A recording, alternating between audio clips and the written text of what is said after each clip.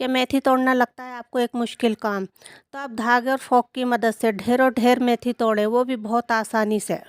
और साथ में कुछ ऐसे किचन टिप्स जो आपके मुश्किल कामों को आसान बनाएंगे। तो हेलो गाइस, कैसे हैं आप लोग? उम्मीद करती हूँ सब लोग खैरियत से होंगे। चलो देर ना करते हुए बढ़ते हैं अपने पहले टिप्स की तरफ। हमें पहले टिप्स के लिए चाहिएगा नींबू। अगर आपके पास छोटा नींबू है तो आप 2 ले लीजिए, छोटा छोटा। अगर बड़ा है और रसीला है तो एक ही काफ़ी है। और रस निकालती हूँ, किस काम में लेते हैं वो बताती हूँ। ये देखें, ये पूरे नींबू का मैंने जूस निकाल लिया है। 8 से 10 आप लौंगे लीजिए, लौंगे आप कैप वाली लीजिए और ये इसमें डाल दीजिए। और ये है मेरे पास थोड़ा सा कपूर, कपूर को दरदरा कूट लिया था।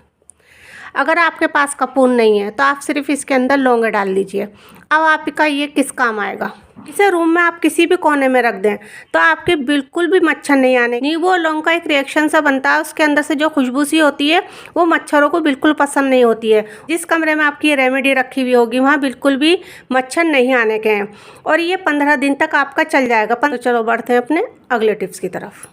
मेरा अगला टिप्स है शकरकंदी को लेकर। शकरकंदी को हम इस तरीके से भूनेंगे जो पहले ज़माने में चूल्हे में भून के जो टेस्ट आता था आपको बिल्कुल वैसे ही टेस्ट आएगा। इसके लिए आपको क्या करना है, पहले से दोनों साइड से काट देनी है और इनके 2 पीस कर लें। अगर आपकी शकरकंदी छोटी है तो उसको सिंगल ही रहने दें, बस ये दोनों साइडों से काट देना। लेकिन ये शकरकंदी लंबी ज़्यादा है तो मैं इसलिए इसमें से 2-2 पीस कर रही हूँ। आपको तवे के ऊपर कुछ भी नहीं लगाना, ना ऑयल लगाना ना पानी लगाना। और चूल्हा बिल्कुल स्लो कर देना है। आपको इस तरीके का बर्तन लें जो ये बिल्कुल ढक जाना है और इस पर कुछ वज़न रख दें। अब इसे 10 से 15 मिनट इसी तरीके से स्लो आंच पे बनने दें। देखिए 15 मिनट हो गए हैं।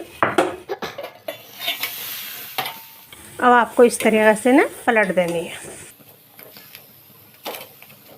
मेरे पास शकरकंदी कम थी तो इस तरीके से एक एक ही लेयर लगी है। आप एक के ऊपर एक लेयर 2 लगा सकते हैं।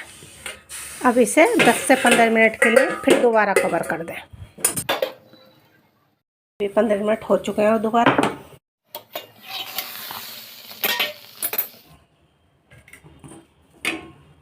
ये हमारी पूरी तरीके से गल चुकी हैं। इसका टेस्ट ऐसा लगेगा जैसे आपने इसे चूल्हे में भुना है। वैसे भी हमें शकरकंदियाँ पानी में नहीं उबालनी चाहिए क्योंकि इनमें जितनी भी ग़िज़ाइयत होती है वो सारी पानी के अंदर निकल जाती है और ये सिर्फ खाने के लिए एक फोक सा रह जाता है। तो इसलिए आपको इस तरीके से शकरकंदियों को तवे पे भूना। अगली टिप्स के लिए चाहिएगा हमें पानी और इसमें डालेंगे हम नमक और थोड़ा सा बेकिंग सोडा और थोड़ा सा वॉशिंग पाउडर, आप जिससे भी कपड़े धोते हैं वही, और थोड़ा सा वाइट विनेगर और नींबू जैसा आपके पास ये थोड़ा सा ख़राब हो रहा है तो मैं यही डाल दे रही हूँ क्योंकि हम ये कोई खाने की चीज़ नहीं बना रहे हैं। इस निचोड़ने के बाद इसके छिलके भी इसी के अंदर डाल देना है। इसका हम क्या करने वाले हैं वो मैं आपको आगे चल के बताती हूँ। जब तक ये गर्म हो रहा हम अगली टिप्स देख लेते हैं।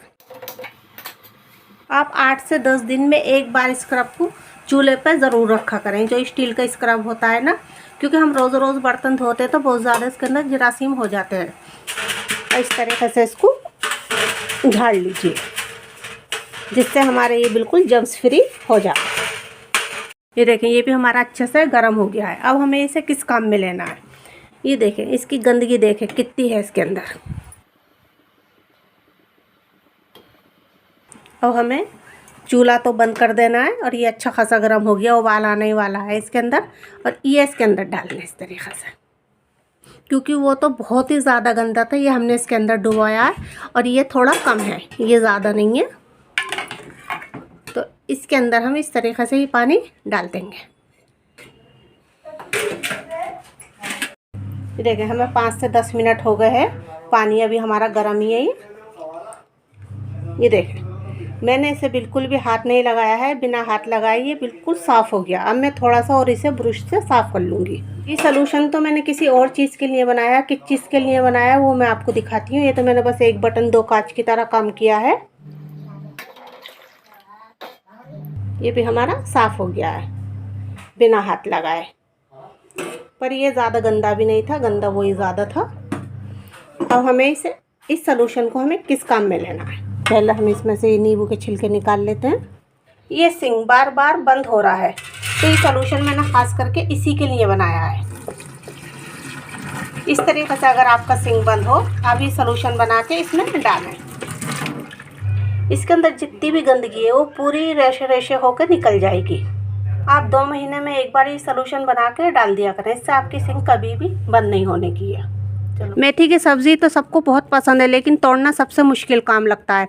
लेकिन हम धागे की और ये फोक की मदद से बहुत ही इजीली, बहुत आसानी से ढेरों मेथी तोड़ सकते हैं। कैसे, चलो देखते हैं। हम सबसे पहले इसका ये धागा काटेंगे। अब इसको खोल के देख लेंगे इसके अंदर कोई घास तो नहीं है या कोई ख़राब पत्तियाँ तो नहीं है। ये मेथी बिल्कुल साफ़ है, इसके अंदर ऐसा कुछ भी नहीं है। और हमने जैसे खोली थी इसे बिल्कुल वैसे ही लपेट लेंगे। अब लेंगे धागा, धागे को इसके ऊपर लपेट लेंगे। हमें बहुत ज़्यादा नहीं लपेटना, 3 से 4 राउंड लेने हैं। सबसे पहले हम इसका ये हिस्सा काट के, ये हमारा वेस्ट है, इसके अंदर बिल्कुल भी पत्ते नहीं गए हैं। मैं आपको इसे करीब से दिखा रही हूँ। ये हमारे पत्ते रह गए हैं। अब आपको ये पत्तों की तरफ से काटनी शुरू करनी है।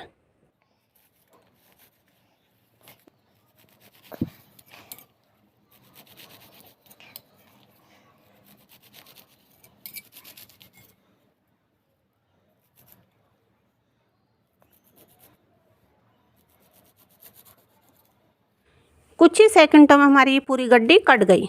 चलो हम फोक का कैसे यूज़ करते हैं। इस तरीके से हमें इतनी इतनी पत्ती एक साथ लेनी है, यानी कि 10-10, 12-12, 15-15 पत्ती ले लीजिए।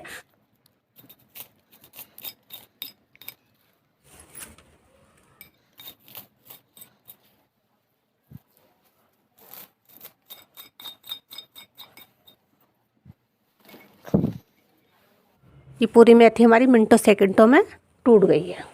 मेथी को लेके मैं आपको अगला टिप्स देती हूँ। आपको क्या करना है ना, मेथी को पानी में डाल दीजिए, उसमें 1 चम्मच भर के नमक डाल दीजिए और 2 से 3 मिनट उसी के अंदर रहने दीजिए। उसके बाद इसे धो के निकाल लीजिए और फिर पका लीजिए। इससे आपकी मेथी कभी भी कड़वी नहीं होने की है।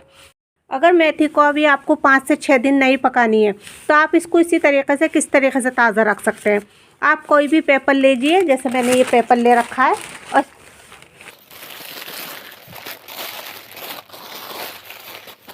यानी कि आप न्यूज़पेपर ले लीजिए, न्यूज़पेपर में लपेट के फिर इसे कैरी बैग में रख दीजिए। फिर इसका जो सबसे नीचे का डोर रहता है सब्जियों वाला, वहाँ आप इसे रख दीजिए। आपकी ये 5-6 दिन तक बिल्कुल ताज़ा बनी रहेगी। 5-6 दिन तक ये बिल्कुल भी नहीं मुरझाने की है ना। कितना बेहतरीन और यूज़फुल टिप्स। तो फ्रेंड, आपको मेरी ये वीडियो ज़रा भी पसंद आई हो तो इसे लाइक करें, शेयर करें, चैनल को सब्सक्राइब ज़रूर करें। मिलते हैं अगली वीडियो में। अल्लाह हाफिज़।